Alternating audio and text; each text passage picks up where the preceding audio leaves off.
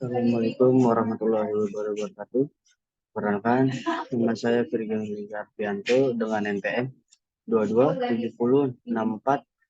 22706464467178 di kelas karyawan kelas 1 dengan dosen Arif Pak Arif Gunawan.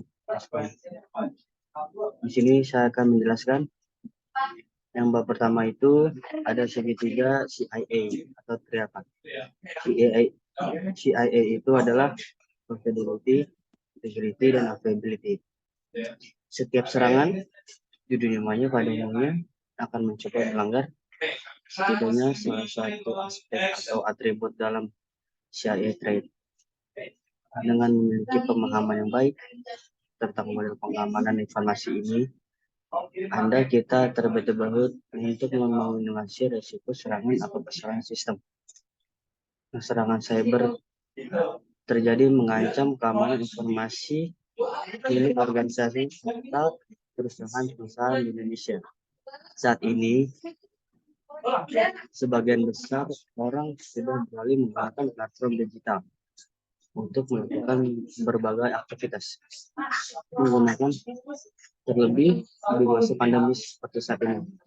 Orang-orang dihimbau untuk tetap di dalam rumah sehingga mereka lebih banyak menggunakan platform digital untuk melakukan berbagai hal, baik untuk transaksi online, belajar, bekerja, dan lain-lain. Yang selanjutnya itu ada 3 aspek dalam keamanan informasi atau CIA trait. Yang pertama itu ada fidelity atau kerahasiaan, yang kedua itu ada integrity, yang ketiga itu ada availability. Yang triakat adalah model standar dalam keamanan informasi yang dirancang untuk mengatur dan mengevaluasi bagaimana sebuah organisasi atau perusahaan ketika data disimpan, dikirim, atau diproses setiap aspek yang ada di dalam CIA trait. Fidelity, integrity, dan availability akan menjadi komponen penting dari keamanan informasi. Nah, selanjutnya itu kita membahas dengan confidentiality. Kita membahas mengenai aspek confidentiality atau kerahasiaan informasi. Maka kita sedang berbicara mengenai serangan upaya perlindungan agar informasi tidak teratas atau pihak yang tidak berwenang. Informasi rahasia memang dianggap sebagai data yang bernilai oleh para cyber hacker. Informasi yang diincar biasanya berupa informasi pelanggan, data karyawan, kekayaan intelektual, atau informasi mengenai rahasia dagang. Pada umumnya, informasi rahasia dapat jatuh ke tangan yang salah karena data breach atau ancaman adalah beberapa jenis serangan yang umum digunakan untuk mengakses informasi rahasia tersebut, seperti yang pertama itu ada serangan man in the middle, yang kedua itu pembobolan enkripsi, yang ketiga itu serangan keystroking. Pelindungan terdapat sejumlah langkah yang dapat dipergunakan, seperti dengan menerapkan autentifikasi 2 faktor, penggunaan password yang kuat, enkripsi, dan lain-lain. Yang kedua itu ada integrity. Kemudian integrity itu dalam keamanan informasi, integrity atau integritas mengacu pada suatu metode atau langkah-langkah untuk menjaga data atau informasi tidak dimanipulasi, diubah, atau diedit oleh pihak yang tidak berwenang. Perlu diketahui, aspek perlindungan integrity hanya akan melindungi keakuratan informasi dari serangan hacker, namun juga untuk mencegah perubahan informasi yang tidak disengaja. Contohnya seperti kesalahan pengguna atau kerusakan sistem. Nah, selanjutnya untuk mencegah modifikasi informasi yang tidak diinginkan atau untuk memastikan bahwa informasi dapat dipulihkan kembali jika diubah oleh pihak tidak sah, maka terdapat beberapa langkah pencegahan yang bisa Anda lakukan.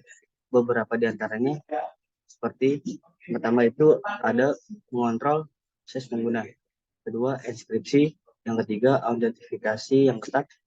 Yang keempat itu ada prosedur backup dan atau recovery. Yang kelima itu ada version control. Yang keenam ada input validation.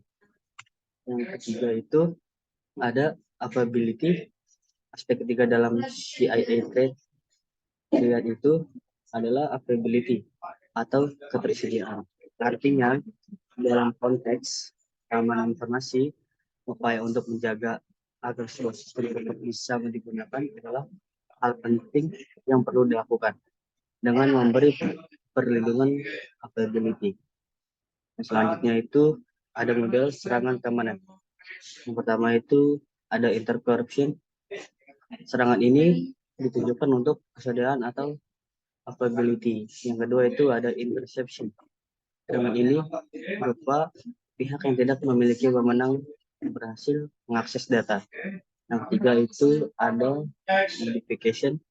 Serangan ini berupa pihak tidak memiliki wewenang berhasil memodifikasi aset atau data. Yang keempat itu ada collaboration.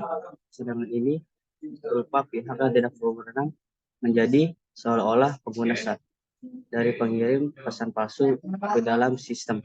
Selanjutnya itu ada prinsip-prinsip keamanan sistem. Yang prinsip pertama itu ada menerapkan kebijakan atau polisi keamanan yang baik sebagai dasar untuk desain sistem.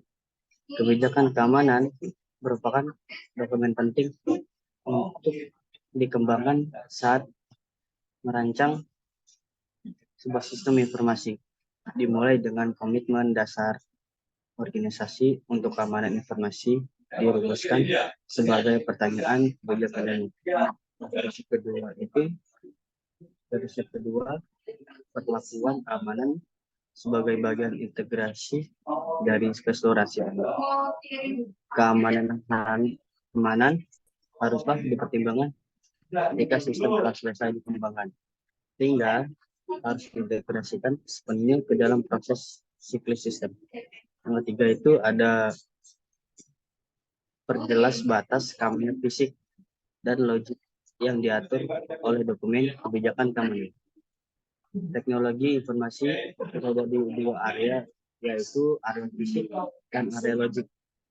Yang kedua area ini memiliki batasan yang jelas, mengetahui tentang apa yang harus dilindungi dari faktor eksternal dapat memastikan perlindungan yang dibutuhkan.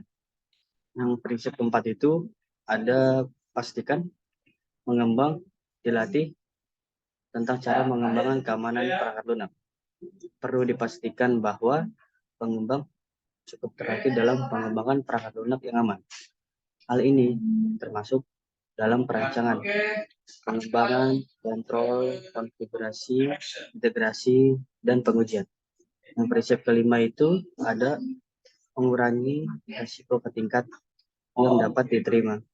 Risiko didefinisikan sebagai kombinasi dari kemungkinan ancaman tertentu atau secara sengaja atau mengeksploitasi atau tidak sengaja atau memicu kerentanan sistem dan dampak buruk yang dihasilkan pada operasi organisasi, aset organisasi, atau individu. Prinsip keenam itu ada asumsi bahwa sistem eksternal tidak aman. Secara umum, sistem eksternal seharusnya dianggap tidak aman. Oleh karena itu, pengembang harus mengancam fitur keamanan demikian rupa mencakupi permasalahan ini. Termasuk prinsip itu identifikasi pertukaran antara pengurangan risiko dengan peningkatan atau penurunan biaya dalam aspek lain, efektivitas operasional. Prinsip ini berhubungan dengan prinsip nomor 4. Nomor 4 itu ada pastikan pengembang dilatih tentang cara pengembangan keamanan perangkat lunak. Sekian dari saya. Assalamualaikum warahmatullahi wabarakatuh. Jangan 2 kali